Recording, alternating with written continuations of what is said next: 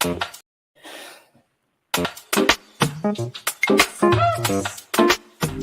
don't wanna waste your time. I wanna take you to a place of mine and maybe talk about the universe. Or maybe we can watch some television. I'm hella with it. Just let me know I'm available. I know you got a schedule, probably on the grind. I just think that you incredible, baby. You know you fine. West Coast. I don't wanna waste your time. I wanna take you to a place of mine and roll another, bring some music. We can drink some wine, and when we wake up in the morning, we can press rewind and talk about it if you want to. Maybe it's all on you. Hey guys, welcome to Black is the New Green, a show dedicated to shining the spotlight on Black entrepreneurs and the amazing achievements in and of our community. I'm Michelle Taylor Willis, your host for today and hopefully every day. And I'm so excited that our live audience is joining us today. Black is the New Green is an original show developed for Radivision.com, which is where you can check out an entire universe of programming built just for entrepreneurs in the startup and entrepreneurial worlds. Whether you're starting your own business or you're even just like thinking about it, Radivision is a network for you, for startups, for visionaries, where you can find inspiring stories and profiles of founders who have made it big. But also really of founders that are people just like you, want to build amazing, incredible companies and write the script for our business future. So, having said that, we have somebody who is literally, I'm so excited to talk to this man. We have somebody who has done that and is continuing to do it and is training other people how to do it. It is literally his lot in life to make sure that entrepreneurs have a space, own a space, build a space, all of those things. So I'm very excited to introduce to you guys Anthony G, who's the founder and CEO of Concept House Holdings. Welcome, Anthony. Hi. Hey, Michelle. Great to be here. So excited for you. Congrats on this opportunity. Really looking forward to chatting with you.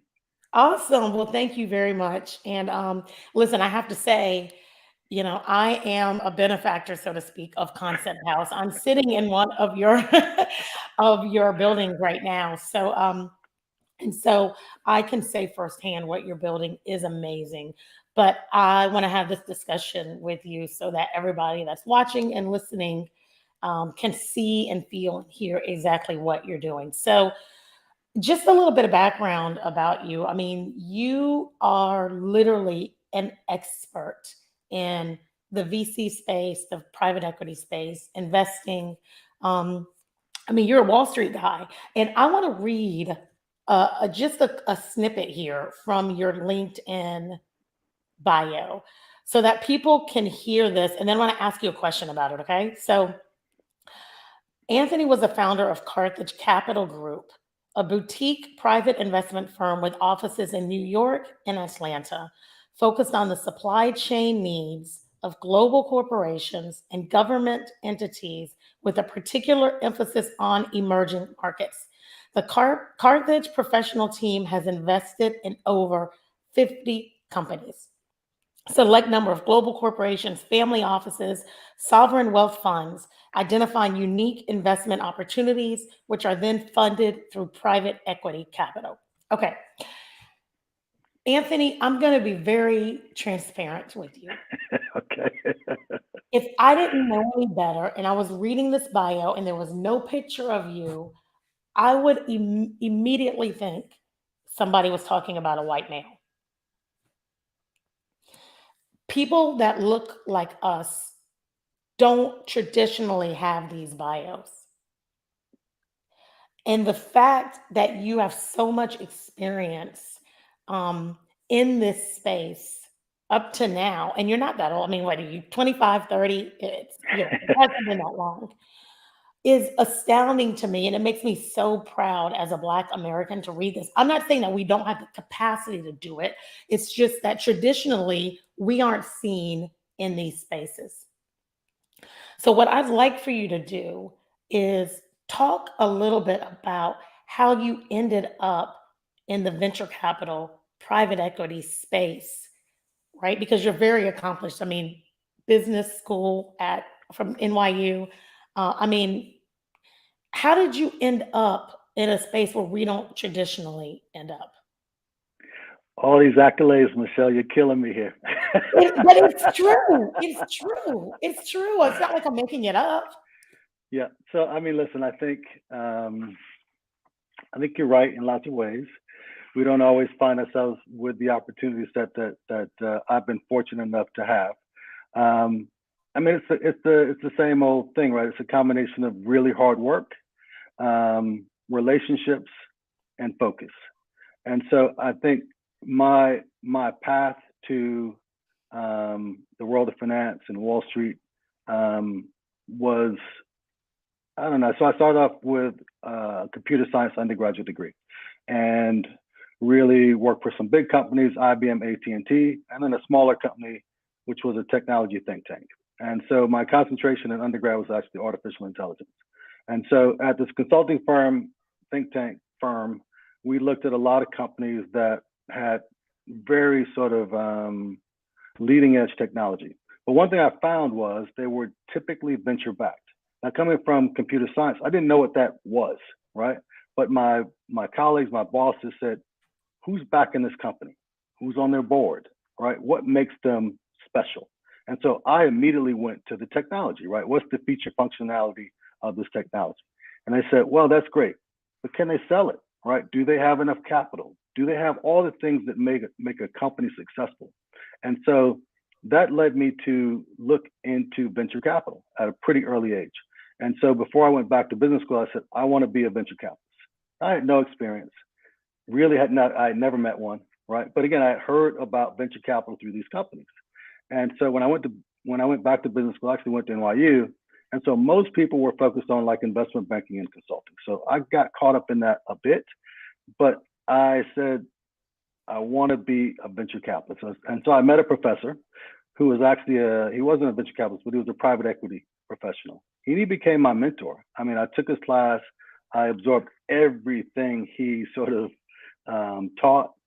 He would bring me to lunches and dinners and make introductions for me. And so it was just an incredible experience, but I got to sort of see, feel, and understand what that world was. And he ended up becoming one of my first investors, actually. So this is a great place to pause because I know we have a lot of people here that are listening that know the difference between angels, VC, private equity, but there are people new to the space that have no idea. So can you put a pin in that for a second and talk to us about the difference between venture capital backing, private equity backing, or angel investing? Yeah, so the broader bucket for me is sort of entrepreneurial finance. That's how I think about it. And it's really sort of how your company needs and utilizes capital. And so if you think about a startup company, you are literally just getting started. You have maybe a few employees, maybe you just have a new product and service, and so you're just getting started. And so at that point, you would get what's called angel financing. And so that really sort of allows you to develop your team, could be develop your product, all the things that sort of you need to get going. And then you'll have, after your angel round, you'll have multiple sort of rounds called Series A, B, C, and D. And that's part of the venture capital process, right? And so again, these typically are startups that are growing. They need capital to grow. They need capital to build out their product, their team, their service, and expand. And then sort of on the other end of what I call entrepreneurial finance is sort of private equity. And private equity tends to be, those are more mature companies that what's a private equity firm sort of buys, basically. So these are typically sort of larger firms buying these companies. They buy what are called control positions. And so they add debt to them, typically, make them a little more efficient, and then sort of generally will go through an IPO process for their exit or sell them to another company. And so there's a graduation of dollars too, right? Because the angels are like, the 5, 10, 15, 50, right? And then you move into venture, which is, the 6 and 7 figures, and then private equity when you're talking multiple, 7, 8, 9, 10 figures, right? So there's a graduation that happens too. That's absolutely correct. I mean, sort of your angel round tends to be about $500,000 to $1 million. Then your Series A is probably $1 million to $5 million. Your Series B is, 5 to 15 or 5 to 20, could even be up to 50, and so on and so And so when you're talking about private equity, typically you're talking about larger investment sizes, and it can be, 50 to $100 million. But again, there's a range, so you can, even in private equity, you could sort of do sort of smaller market, mid market, and large market deals. Got you. Thank you for that. Absolutely. All right. So you talk about this kind of soaking up all this knowledge from your mentor, basically, and that lands you in this space. How do you decide that you're going to move from being in the in this in the this transition into being a part of this world now and not just a student of the world, if that makes sense? Yeah, so my path was when I went to business school at NYU.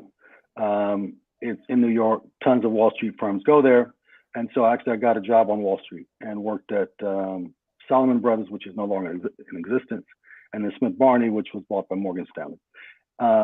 And then sort of I worked there briefly, and I got a pretty big bonus check, and I said, you know what, I really want to pursue this thing called venture capital, and so I quit. And I had a pretty large check in my pocket, which was in my bank account, and I had some time, and I was young. I had no sort of, I didn't have a family at that time.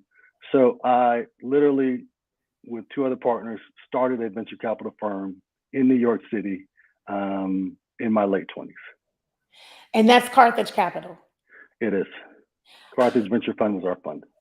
So what's amazing to me about this is that, yeah, I mean, you represent less than 1% of the working population at that point in terms of Black male, late 20s, a crap ton of money. And starting a business in New York City, of all places, it's like the toughest place to start a business, especially in a finance market. And you do that.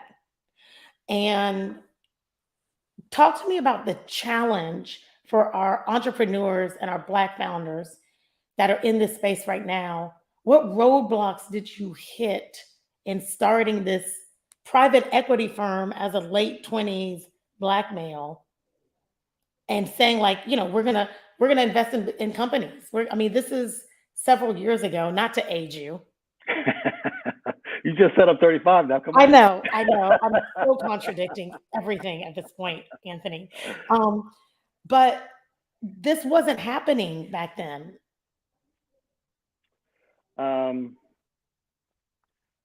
So the way in which we started our firm was we actually, again, we had a number of mentors. We talked to a number of people, right?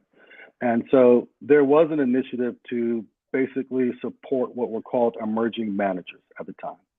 And so CalPERS, which is California's pension fund, had invested in what's called a fund of funds. And so their goal was to identify up and coming fund managers, right? And so we were actually one of those fund managers that they identified as sort of high potential, high growth. And so they were very supportive. And then actually another sort of business school classmate of mine who I had no idea, he ran what's called a family office. And he sort of backed us on our first 3 deals and was our largest investor in our fund. Again, this was a guy I sat next to for 2 years, had no idea sort of his status in life or who he was. And we talked about lots of things, but this was not one of them. And it wasn't until he found out that I had basically quit my Wall Street job and was launching this thing called a venture fund. And he said, that's what I do for a living. I said, you never mentioned that. Why? He said, and I said, I want to back you. And so let's sort of start with you doing some deals and then me investing in your fund. Gosh. That's like music that doesn't happen. You know how hard people have to work in order to get somebody to say, I'm going to give you money? Yeah. Right? And for people who are listening out there, like, that's the empowerment, that's the collaboration that we need, especially as Black founders, right? Were all of these people Black? None of them were, actually. Wow. Well, no. So Fairview Capital, which was the fund of funds that backed us, they were Black. But my mentor was not, and my classmate was not. Wow. So do you think there's value in having that diversity as a startup founder? Like, should we partner with white people or others, or in order to make it easier? I think we have to develop relationships, right? And so if you and I have something in common, we have to develop a relationship, right? But people you go to school with, people you work with, you never know where that relationship is going to take you or who that person really is connected to. And so, yeah, I think you have to have relationships really across the board. And so, I mean, Atlanta's a very special place for Black entrepreneurship and capital and all of those things. And so it's important to tap into that. But again, you never know sort of where that next important relationship will come from. So you have to sort of really present yourself and your ideas to everybody that you talk to, right? And so again, it was me putting out what I was doing, right, to in a casual conversation to a business school classmate that allowed that to flow, right? Otherwise, he would have never known. Right, right. And I think sometimes we hoard ideas, right, as Yes, Black people, right? Because it's like we don't want to tell anybody, we don't want somebody to steal our idea. And I mean, you could, NDAs matter, right? I mean, so, but yeah, we kind of get into the space that we don't want to share. But I hear you saying like we have to share, and we have to share with the right people, because you never know who's going to be able to help, Black, white, or otherwise, right? you just don't know, right? And so I think, what's an idea though if it's just an idea? What's an idea if it's just in your mind, right? And so we're very protective of things that, and unless you can execute on it, unless you have people around you to help you, unless you can sort of build it out, it's just an idea. And you may wait 5, 10 years or forever, right? And it never gets executed on. And then Right. someone else does something similar and you say, they stole my idea or I had that idea. It doesn't mean a lot, right? You have to be able to create momentum around your idea and turn it into a business. That's the most important thing. So talk to me about this transition then from where you were into real estate and building out this concept house model, which is a beautiful model, if I must say so myself. I mean, yeah. So how did you? Why real estate? So I don't consider myself a classic real estate developer. My family moved to Atlanta. I think it's been maybe 13, 14 years now. And when we first moved here, I was kind of going back and forth between here, New York, and really I had a number of opportunities in India. So my travel schedule was just insane. And so my wife was like, listen, our family's moved to Atlanta.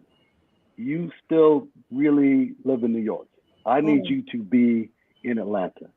And so I had to sort of really rethink my career and what I wanted to do and how I wanted to do it.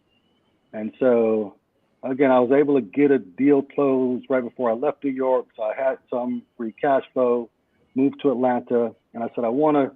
By that time, I was doing relatively larger private equity deals, primarily in partnership with a large Indian conglomerate. And so they were very large deals. I didn't have a lot of control over what was happening. And it wasn't where I wanted to be at that. It was great from a financial standpoint, but it wasn't where I wanted to really be.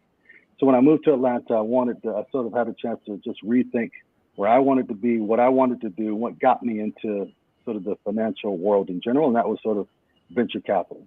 And so we actually started Core Venture Studio. And that was really a different take on the investing in early stage companies. And so one of the first things that we did was take over what was called Hypopotamus at the time. We renamed it Collider. And it was a co-working space at Georgia Tech. And so we had a number of software companies and e-commerce companies. Relatively small space, but we sort of put a business model behind it, cool, sexy, really sort of, in my mind, it transformed how I viewed real estate, right? Because no longer did we require a 5-year lease or a huge build out or a credit check, right? And so you really moved in, you had a great space, and it was really geared towards startups. And so then I went on and I bought a building in South Downtown, completely different neighborhood, right? Had to deal with sort of homelessness, no real cafes, was not sexy at all, right? And so we had a mix of traditional companies, architectural, engineering, law firms, and we brought in technology and media related companies. And so I saw that mix could work. And so actually I sold that building within 18 months for a 10 times return on my capital. Wow. And it was because every other building in the neighborhood was basically unoccupied. They couldn't find tenants to move into those buildings. We did, right? Because we had a strategy and a direction. And so I said, there's really something here, right? And it's not traditional real estate. It's really rethinking the real estate model. And again, it's really much more experience, customer driven, geared towards entrepreneurs. Because of that experience, we were able to sort of get tapped to be the co-developer of Pittsburgh Yards, which is a $25 million project on the Atlanta Beltline. Again, what we call an entrepreneurial space. It'll be multi buildings and about a 31 acres in total. And then we got the Concept House, and that was Concept House was when I was really able to sort of have a vision that sort of started with a vision, but executed with a full building, right? So a full build out that was really geared towards creative, maker, and e-commerce entrepreneurs. And so that's the space that you're in today. Got it. That's a great transition. So you started small, right? You kind of started this incubator-like concept on the college campus. Yeah. And saw that, there was a need for all of these thinkers to be in the same space. And then you bought a building, you flipped it, for lack of a better term, and got an opportunity to get into another space, build it out with entrepreneurs, and then created this Concept House, which is like basically buying the building, housing it with entrepreneurs. They're not having to sign 3, 5, 10-year leases, no credit check. Here's a space where you can build your business and you're actively supporting like homeownership and property acquisition and asset management for the entrepreneurs in your spaces. How important is it for us as Black founders and leaders in the Black community to be able to do that for each other? And what are the challenges in doing that? So it's what motivates and drives me, right? And so when I'm able to wake up in the morning, 5 o'clock, 4:30, I really think about not just my business at Concept House, but your business, Michelle, right? How do I help you grow, right? And the 29 other talented entrepreneurs that are at Concept House, like what do they need? What do you need to be successful, right? Is it financing? Is it marketing? Is it relationship, right? Like what is it? And so we think about that a lot. And again, I don't think about it from a traditional real estate development perspective. I oftentimes think about it from a venture capitalist, right? Like what does this company do? How do they do it? And what's special about it? What's special about the entrepreneur? And so it allows me to really have deeper conversations and understand what entrepreneurs are going through. So I'm an entrepreneur. I just want to make sure people understand the model of Concept House. I'm an entrepreneur. I don't have the company credit and the company bandwidth to be able to go and get a large lease. I only have a finite amount of resources I can put towards a space, and it's just me. I can come to Concept House, find a small or a larger space that I can do whatever I want to within the space. I can build it out, create office space, studio space, whatever that is, engage customers, clients, really operate as an office, but within a construct of other entrepreneurs, maybe a little bit below, maybe a little bit above my level, where we can all collaborate and build and work and grow together with a leader that has a background in venture capitalism, private equity, funding, business, entrepreneurship, who is leading the way for my development as an entrepreneur, as a property owner, as a business owner, as whatever else I might want to be. Does that sum it up? The only thing I'll add is,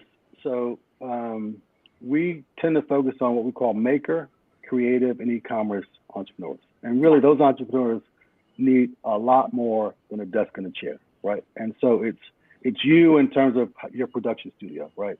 It's the woman making skincare products, It's the person making hair care products. It's the e-commerce company with 30 boxes right in the back, right? And so where do you normally go, right? Where do those entrepreneurs go? Because they can't go into a Class A sort of shared office space. Right. They're not. That's not their thing, right? You can't put, like, we have a coffee roaster. Where are you going to put a coffee roaster, right? Those things don't fit there, right? And so we want the actual people that sort of make things, do things, build things, create things, right? And so because there's no place for them. Got it. So it really is a niche. Yes. It's built for the creative entrepreneur. Indeed. Because Got if you think about that type of entrepreneur, they tend to go in sort of warehouses sometimes, Yeah. right? But larger spaces, they'd be forced to take out like a 10,000 square foot lease, but they don't really need it, right? It's not very sexy, right? It's not very nice. It's not very attractive. And so we believe that we found something. We found a sort of hole in the commercial real estate sector that services this very large segment of entrepreneurs. And that's what it's about, right? It's finding a need and filling it. I mean, startup is solving a problem, right? And so you're solving a problem in the startup world that looks a little bit different than a traditional tech or fintech, or, but it's still under this startup umbrella, so to speak. It is, and so it's the client base and entrepreneurship base that we serve, but it's also how we do it, right? It's sort of, when you come to us, we want you to have the best customer experience possible, right? And so it's how you schedule your tour, it's the walkthrough that we give you, it's how we explain your potential neighbors and community. How can you fit into that? Do you want to fit into that? How can you contribute to that? So it's a very different experience. It's not the first thing that comes out of my mouth is, or my team's mouth is, what's your credit score, right? Right. How long, right? That's not where we want to be. And so we have almost zero default, right? And it's not because of any credit check that we do. It's because the entrepreneurs that are in our space are serious about what they do and serious about their commitment. All right. That's awesome. I'm going to ask you one final question, and then I know we have some questions in the comments I want to get to, and I know we're getting into time, but I just want you to weigh on this because I saw this article on CNBC, MSNBC, something, and it basically said that we're up to $1.6 trillion in the Black community in terms of spending. Our net worth is declining. Our property ownership is declining. Asians, Hispanics, up.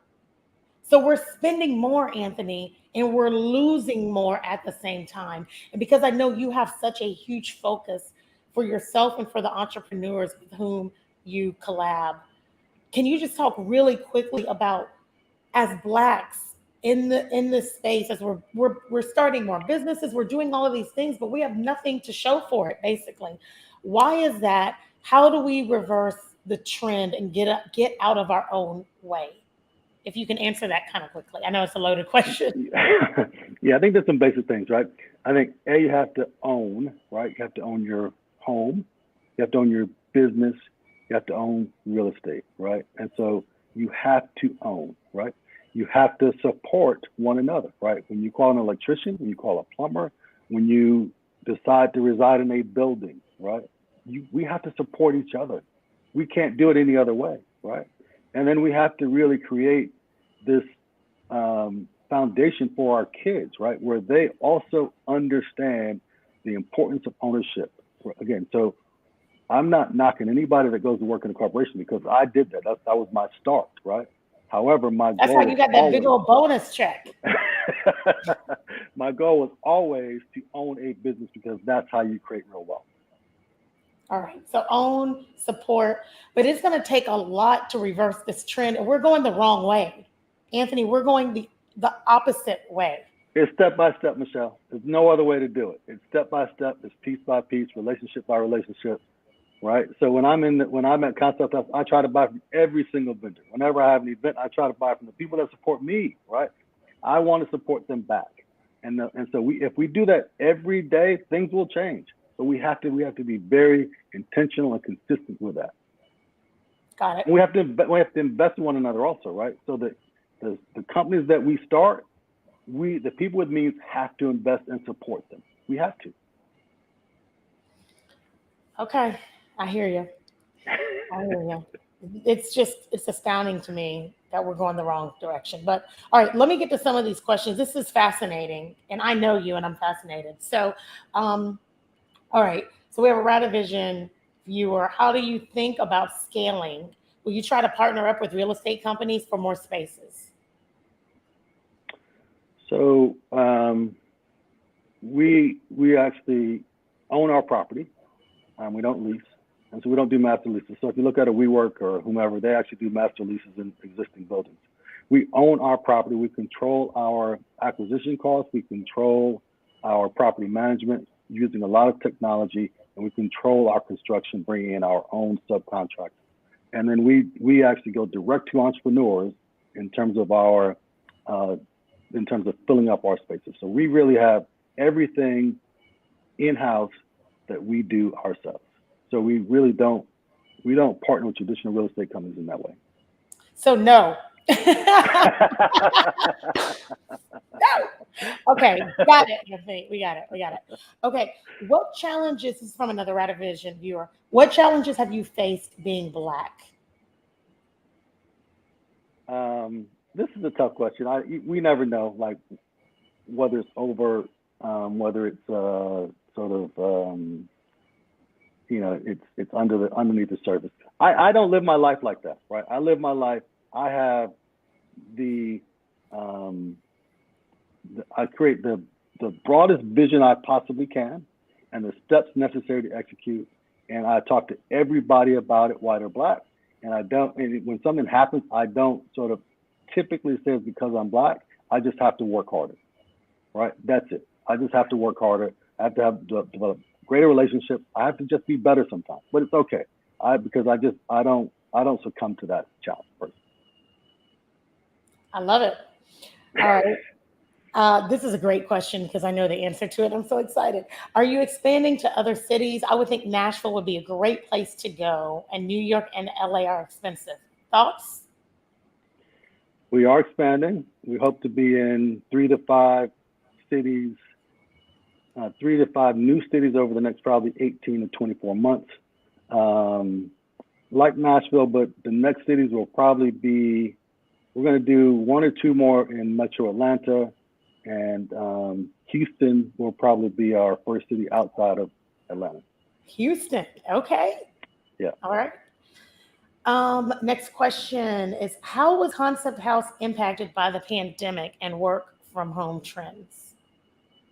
So this actually showed us our sort of niche in the market, because we thought that we would have a number of technology and media companies. Those companies basically shut down. They didn't need to go to an office. They could work with a computer from their couch. So the companies that we have, they needed a space. They could not work from home. And so again, that's what sort of led us to this maker creative e-commerce model, because their boxes were taking over their living rooms. You can only make sort of hair care products, skincare products, any bags, right, in your home for so long. Right. So really, it actually created. The bathtub is only so big. Yeah, and so it actually led us to our niche. So it helped us tremendously. And just like a lot of businesses, I mean, COVID either worked for you or it destroyed you, right? There's no in between. There's no in between. No. Yeah. Awesome. Okay. So if you're going to expand into other markets, you're going to be in Houston, you're going to take this thing worldwide. That takes money.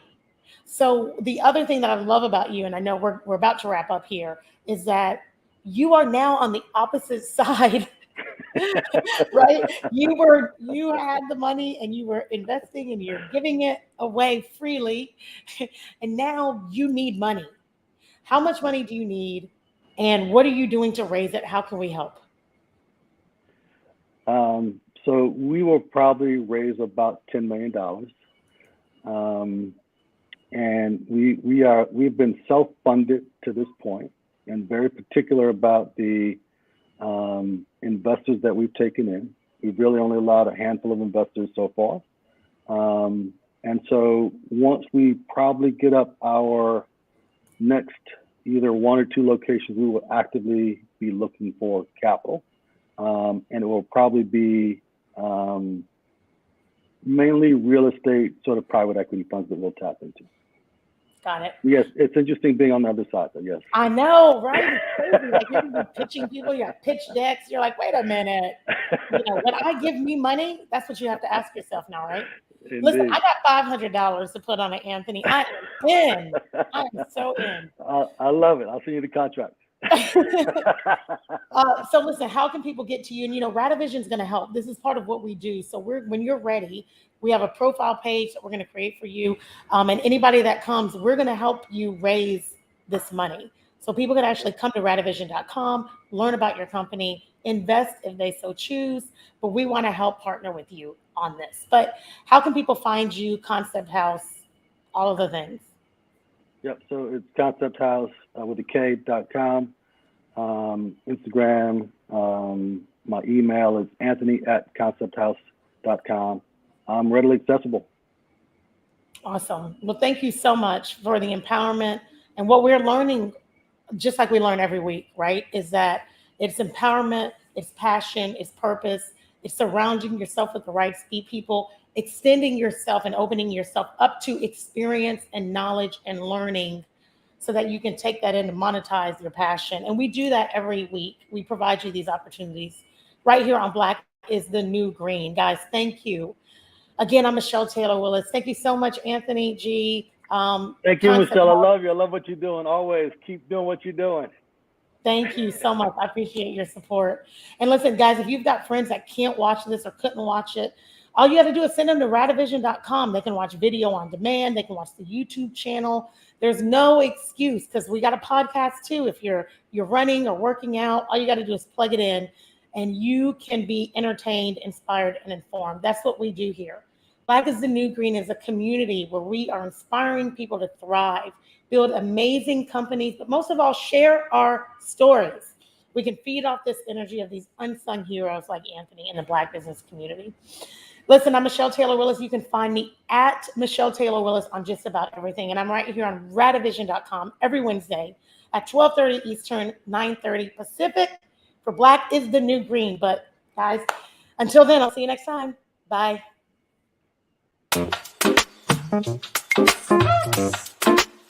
I don't wanna waste your time. I wanna take you to a place of mine and maybe talk about the universe. Or maybe we can watch some television. I'm hella with it. Just let me know I'm available. I know you got a schedule, probably on the grind. I just think that you incredible, baby. You know you fine. West Coast. I don't wanna waste your time. I wanna take you to a place of mine and roll another, bring some music. We can drink some wine. And when we wake up in the morning, we can press rewind and talk about it if you want to. Maybe it's all on you.